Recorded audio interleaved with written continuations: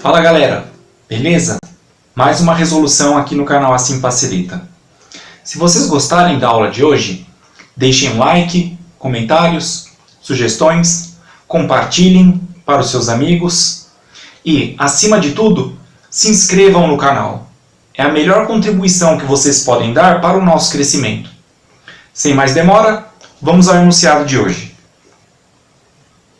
Na figura, uma carga positiva Q igual 7,81 picocoulombs está distribuída uniformemente em uma barra fina, não condutora, de comprimento L igual 14,5 cm. Determine, item A, o módulo e, item B, a direção em relação ao semi-eixo X positivo do campo elétrico produzido no ponto P, situado sobre a mediatriz da barra, a uma distância R igual 6 cm da barra. Nesse problema, temos uma barra fina não condutora. Dessa forma, podemos considerar que as cargas elétricas contidas na barra estão firmemente presas às suas posições originais. Para resolvermos este problema de forma coerente, vamos aceitar que a espessura da barra é desprezível. Portanto, a barra é muito fina e sua espessura não interfere de forma definitiva na resolução do problema. Vamos fazer algumas considerações acerca da barra. A barra do problema possui cargas elétricas positivas e essas cargas elétricas positivas estão uniformemente distribuídas ao longo do comprimento da barra. Dessa forma, como veremos adiante, poderemos associar à barra uma densidade linear de cargas. Isto significa dizer que, se pegarmos um pedacinho, depois outro pedacinho e depois outro pedacinho da barra, e se estes pedacinhos tiverem as mesmas dimensões, poderemos dizer que, em cada pedacinho, haverá sempre a mesma quantidade de carga elétrica. Para resolvermos o problema de forma adequada, precisaremos posicionar adequadamente a barra sobre um plano cartesiano. Como vamos fazer isso? Bem, eu preferi fazer da seguinte forma. Vamos imaginar que a barra esteja na posição horizontal e sobre o eixo X. Vamos aceitar também que o centro da barra está posicionado na origem do plano cartesiano. Vamos imaginar agora que existe um ponto P distando R da barra e este ponto P encontra-se sobre o eixo Y. Nessas condições, teremos que determinar o módulo e a direção do campo elétrico existente no ponto P devido à existência de todas as cargas elétricas contidas ao longo da barra. Vamos dedicar uma atenção aos dados que foram fornecidos no enunciado do problema. L é o comprimento da barra. O comprimento da barra interfere de forma definitiva na resolução do problema. O comprimento da barra vale 14,5 centímetros. Teremos que passar este valor para metros, para concordarmos com o Sistema Internacional de Medidas. Para passarmos de centímetros para metros, basta dividir por 100. Dividir por 100 é a mesma coisa que multiplicar por 10 elevado a menos 2. Portanto, o comprimento da barra vale 14,5 vezes 10 elevado a menos 2 metros. R é a distância vertical entre a barra e o ponto P. O valor de R vale 6 centímetros. Portanto, 6 vezes 10 elevado a menos 2 metros. Q é a quantidade total de cargas contidas na barra. Q é igual a 7,81 picocoulombs. Pico significa 10 elevado a menos 12. Não vamos nos esquecer. Temos mili, que significa 10 a menos 3, ou seja, a unidade dividida por 1000. Temos micro, que equivale a 10 elevado a menos 6. Portanto, a unidade dividida por 1.000.000. Temos nano, que implica em 10 elevado a menos 9. Portanto, uma unidade dividida por 1 bilhão. E temos também o pico, que significa 10 elevado a menos 12. Portanto, uma unidade dividida por 1 trilhão. Dessa forma, 7,81 picocoulombs implicam em 7,81 vezes 10 elevado a menos 12 coulombs. Agora, vamos fazer uma análise geométrica para auxiliar na resolução do problema. Vamos imaginar que este segmento de reta representa a barra e vamos imaginar que este ponto representa o ponto P. Vamos imaginar duas cargas que sejam simétricas entre si em relação ao eixo Y. Portanto, vamos imaginar uma carga neste ponto e vamos imaginar outra carga neste ponto. Estas duas cargas são simétricas entre si em relação ao eixo Y.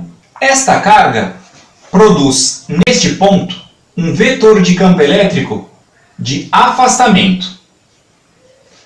Este vetor de campo elétrico é de afastamento porque esta carga é positiva. A direção deste vetor está sobre a reta suporte que une este ponto a este ponto. Esta carga produz neste ponto um vetor de campo elétrico de afastamento. Este vetor de campo elétrico é de afastamento porque esta carga elétrica também é positiva. A direção deste vetor coincide com a reta suporte que liga este ponto a este ponto. Este vetor de campo elétrico produz componentes em X e em Y. Vamos fazer um esboço aqui. Componente no eixo X, componente no eixo Y. A mesma coisa acontece com este vetor aqui. Este vetor produz uma componente no eixo X e outra componente no eixo Y. Dando continuidade à análise geométrica, perceberemos o seguinte. Estes dois vetores, que são os vetores originais, podem ser desconsiderados. Por quê? Porque fizemos as decomposições. As decomposições agora é que nos interessam.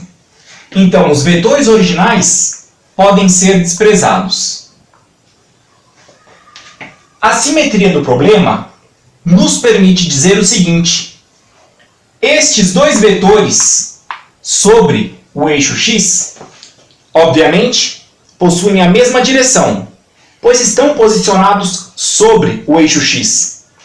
A simetria do problema permite dizer com certeza que os comprimentos dos vetores são iguais. O que muda entre os vetores são os seus sentidos.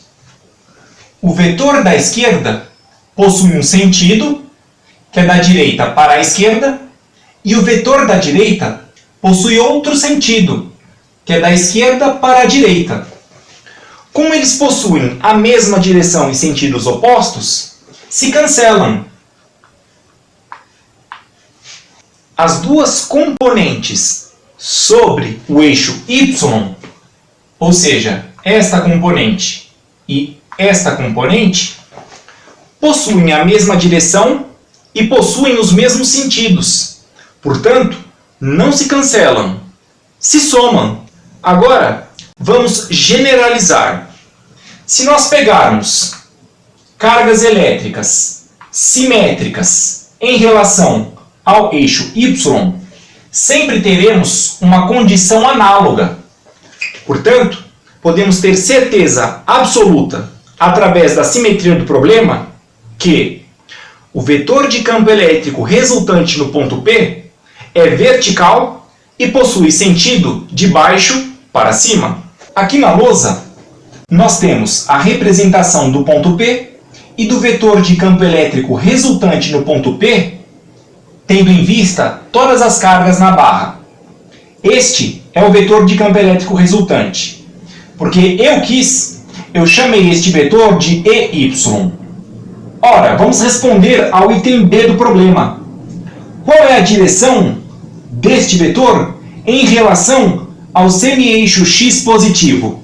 Ora, ele vale 90 graus. Vamos procurar uma resposta para o item A. Não podemos nos esquecer o seguinte: a barra pode ser dividida em duas metades. Uma parte é exatamente igual à outra. Então, se nós descobrirmos o módulo do campo elétrico no ponto P para a metade direita da barra, por exemplo, para descobrirmos o valor do módulo do campo elétrico no ponto P para a barra toda, bastará multiplicar por 2. Então vamos por este caminho. Vamos buscar uma equação que possa resolver o problema. Ora, para isso, vamos imaginar uma carga infinitesimal sobre a barra. O que é uma carga infinitesimal? É uma carga extremamente pequena.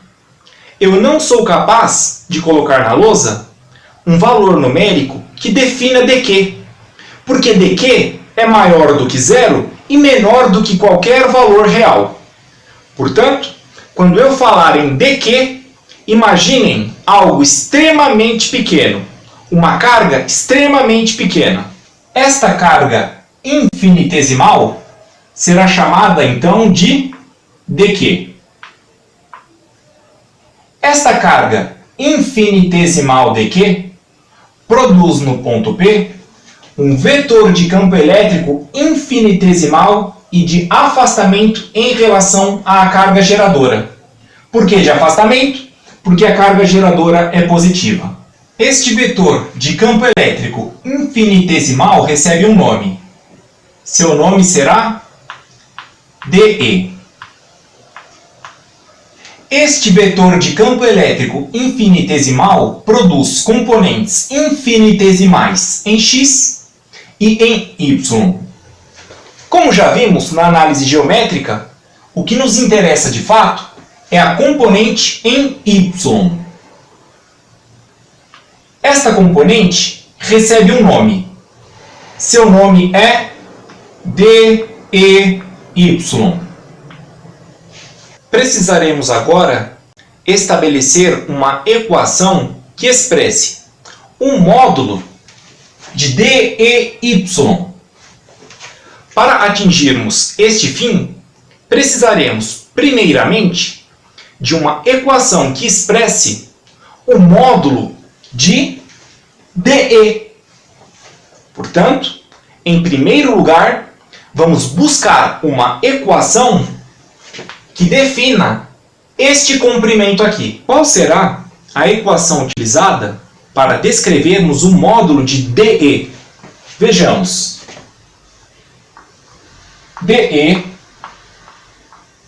em módulo é igual a constante eletrostática vezes o módulo da carga geradora de campo elétrico, que no caso vale dQ, sobre a distância ao quadrado.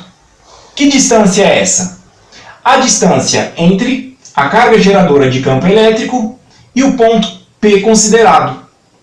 Vamos chamar essa distância de D. Portanto, na equação no denominador, teremos D ao quadrado. Vamos reescrever esta equação de uma forma mais adequada. Vamos trocar D ao quadrado por um outro valor. Vejamos. Temos aqui um triângulo retângulo. Neste triângulo retângulo, D é a hipotenusa. Sabemos que a hipotenusa ao quadrado, portanto, D ao quadrado, é igual à soma dos quadrados dos catetos. Este cateto aqui vale x, portanto, x ao quadrado, mais este cateto aqui ao quadrado. Este cateto aqui vale quanto? Vale r, portanto, r ao quadrado.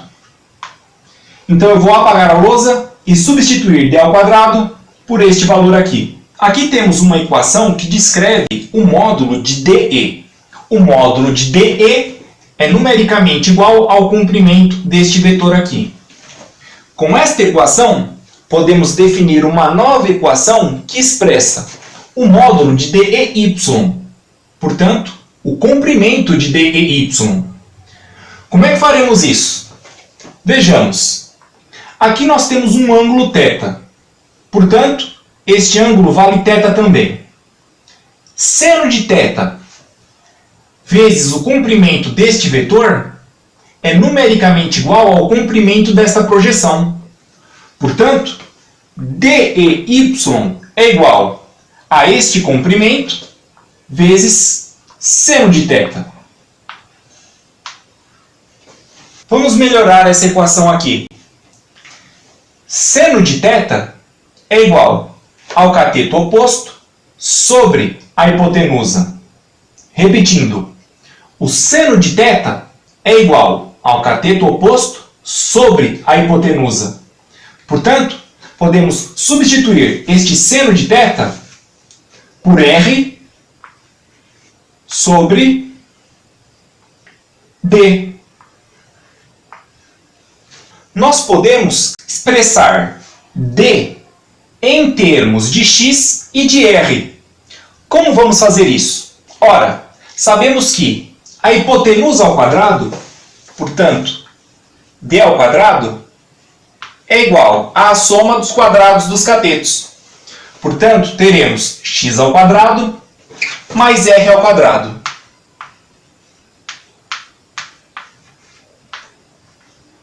Nessas condições, podemos fazer o seguinte. Este quadrado vai para o outro lado na forma de raiz. Teremos que d é igual a raiz quadrada de x ao quadrado mais r ao quadrado. E podemos reescrever isto de outra forma. Podemos reescrever assim. X ao quadrado mais r ao quadrado elevado a quanto?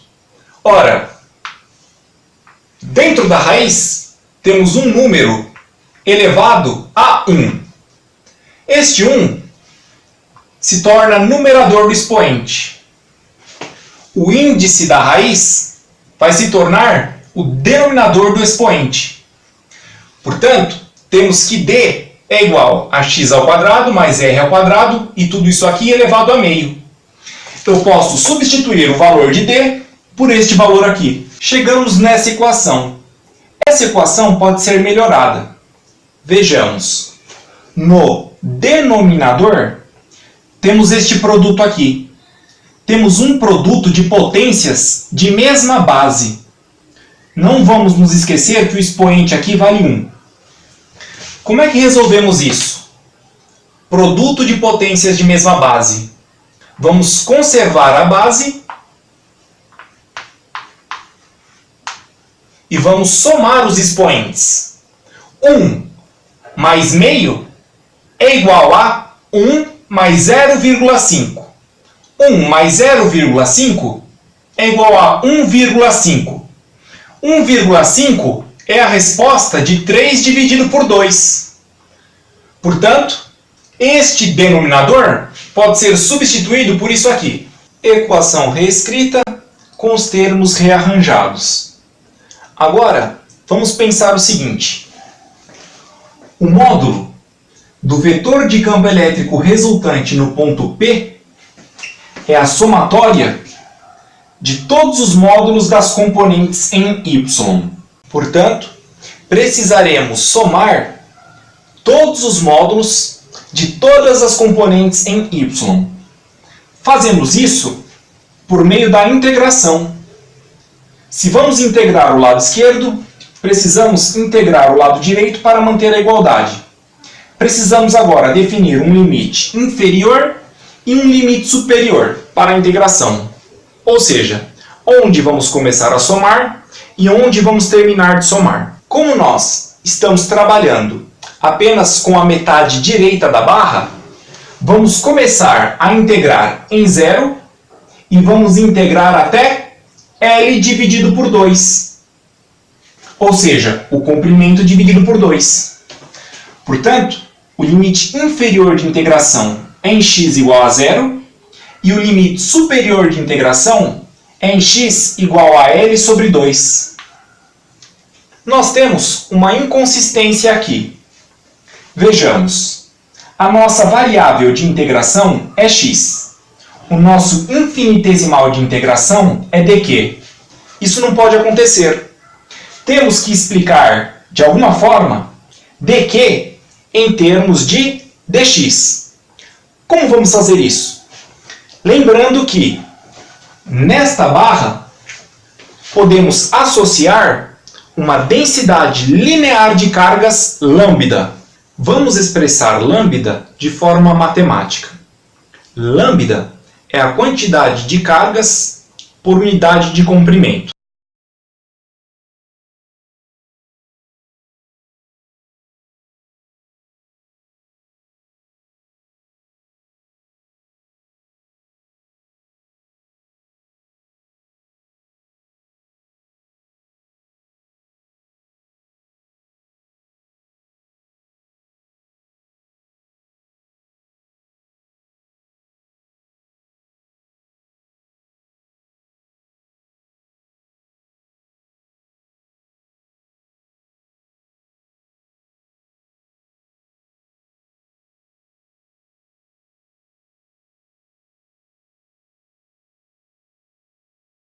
Com esta equação, podemos tentar explicar dq em termos de dx.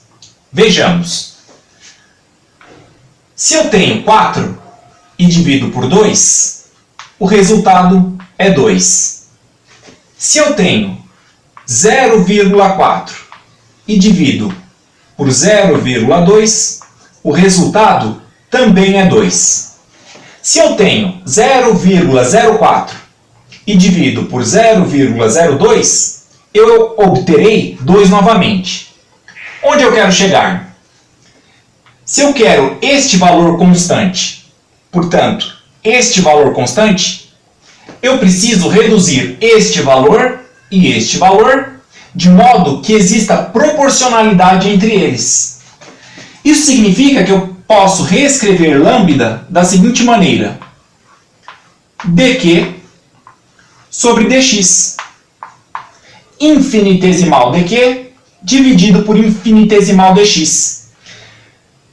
Este quociente é exatamente igual a este quociente. Por quê? Porque eu reduzi o numerador e o denominador de forma proporcional. Com esta equação em mãos, eu posso explicar dq em termos de dx. Como? Isolando dq. Ora, dq será igual a lambda vezes este valor, lambda dx. Este valor estava dividindo, eu passei multiplicando. Agora, eu posso pegar este valor aqui, que é igual a dq, e colocar no lugar de dq. Equação reescrita com os termos rearranjados. Percebemos aqui que este valor é constante, este valor é constante, este valor também é constante. Todos os valores constantes sairão da integral. Eu vou apagar a lousa e reescrever com as constantes fora da integral. Equação reescrita e as constantes foram colocadas fora da integral. Esta equação tem esta integral para ser resolvida. Há dois caminhos possíveis. Podemos desenvolver a integral na unha ou podemos consultar uma tabela de integrais. Nessa resolução, eu vou fazer uso da tabela de integrais. Eu vou utilizar a tabela contida na própria coleção do Halliday. Se você desejar saber como se realiza o desenvolvimento desta integral, eu vou deixar um link na descrição deste vídeo explicando como que se faz de forma completa. Essa integral eu reescrevi aqui. Por enquanto, eu vou me preocupar apenas com a integral. Qual é o resultado disso daqui? Consultando a tabela de integrais, veremos que o resultado é x sobre a constante ao quadrado. A constante aqui é r, portanto, r ao quadrado, vezes x ao quadrado mais a constante ao quadrado, elevado a meio. Quais são os limites de integração? De 0 até L sobre 2. Portanto, de 0 até L sobre 2. O que eu farei agora é apagar esta integral e colocar este valor obtido por meio da tabela de integrais. Equação reescrita. Agora, vamos nos interessar, por enquanto, apenas nesta parte aqui. Vamos resolver isso daqui por meio do princípio fundamental do cálculo. Ou seja, L sobre 2 vai entrar em x, faremos menos, e depois vamos colocar 0 no lugar de x. Então teremos L sobre 2 no lugar de x, L sobre 2 no lugar de x, sobre r ao quadrado, vezes, vamos colocar L sobre 2 no lugar de x.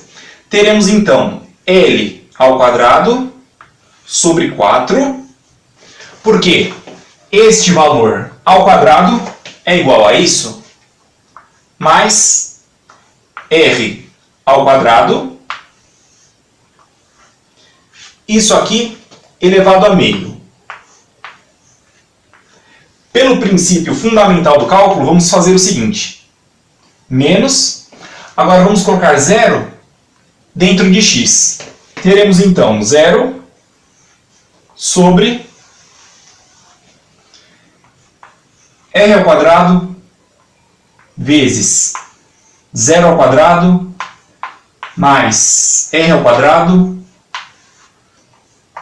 isso aqui elevado a meio. Ora, 0 dividido por qualquer valor é igual a 0. Então teremos isso aqui menos 0. Portanto, podemos apagar toda essa parte aqui. Isso menos 0 é igual a isso.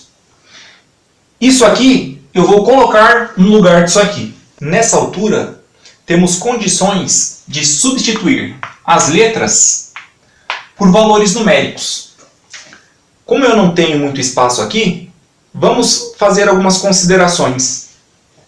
K é a constante eletrostática. K é igual a 9 vezes 10 elevado a 9 unidades no SI. Quanto vale lambda? Lambda é a densidade linear de cargas. Portanto, a quantidade total de cargas na barra, que vale 7,81 vezes 10 elevado a menos 12 sobre o comprimento da barra. O comprimento da barra total vale 14,5 vezes 10 elevado a menos 2. Vamos calcular o valor de lambda. Lambda é igual a 7,81 dividido por 14,5, igual a aproximadamente 0,54 vezes, temos aqui divisão de potências de mesma base. Vamos conservar a base e subtrair os expoentes. Menos 12 menos 2 é igual a menos 12 mais 2. Portanto, teremos aqui menos 10. Esse valor eu vou deixar ali do lado. Lambda é igual a 0,54 vezes 10 elevado a menos 10 coulombs por metro. Podemos fazer uma simplificação aqui. Temos R e aqui no denominador R ao quadrado. Portanto, podemos cortar este R e simplificar este R ao quadrado. Teremos então que este R some e este R ao quadrado se torna apenas R. Vou deixá-lo nesta posição aqui. Galera, vamos fazer o seguinte. Vamos resolver L sobre 2 e vamos resolver L ao quadrado sobre 4. Primeiramente, L sobre 2. L sobre 2 é igual a este valor dividido por 2. Portanto, 14,5 dividido por 2, 7,25. Vezes 10 elevado a menos 2. Agora vamos resolver L ao quadrado sobre 4. L ao quadrado sobre 4 é igual a este valor ao quadrado dividido por 4. Como é que vamos resolver isso aqui? Primeiro, 14,5 ao quadrado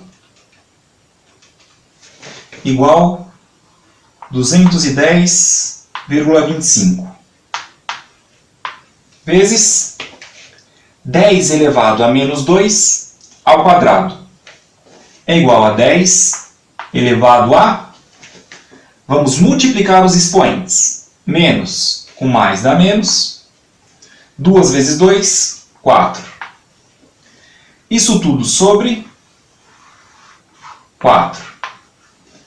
Vamos fazer o seguinte. 210,25 dividido por 4, aproximadamente 52,56.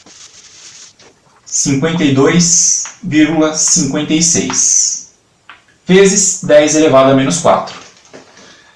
Portanto, galera, temos alguns valores numéricos. O que for possível substituir por valor numérico, vamos substituir. O que foi possível substituir, foi substituído. Aqui nós temos a constante eletrostática. Aqui nós temos o valor de lambda. Aqui nós temos o valor de R. Aqui nós temos o valor de L sobre 2. Aqui nós temos o valor de L ao quadrado sobre 4. Este valor aqui é R ao quadrado. R ao quadrado é este valor ao quadrado. 6 ao quadrado, 36. 10 elevado a menos 2 ao quadrado. 10 elevado a menos 4. Portanto, o que podemos fazer agora é o seguinte. Podemos melhorar este denominador. Temos aqui um valor vezes 10 elevado a menos 4, mais outro valor vezes 10 elevado a menos 4. Portanto, vamos somá-los. 52,56 mais 36 é igual a 88,56 vezes 10 elevado a menos 4. Isso aqui tudo elevado a meio. Como vamos resolver isso aqui? 88,56 elevado a meio é a mesma coisa que a raiz quadrada de 88,56. Raiz quadrada de 88,56 é aproximadamente 9,4. 9,41 na verdade. Vezes 10 elevado a menos 4 vezes meio. Menos 4 vezes meio é igual a menos 4 dividido por 2, 2. Portanto, podemos substituir todo este denominador por este valor aqui. Quanto vale a integral de dy? Ora, sabemos que a integral de dx é igual a x. A integral de dz é igual a z. Portanto, intuitivamente, podemos deduzir que a integral de dy é igual a ey. Logo, integral de dy é igual a ey. Ey é igual a... Vamos resolver isso aqui. De cara, podemos cortar 10 elevado a menos 2 com 10 elevado a menos 2. Vamos fazer 9 vezes 0,54 vezes 7,25.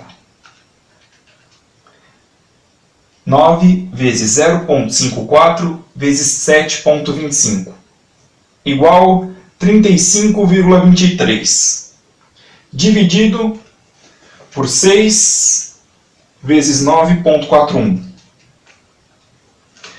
Aproximadamente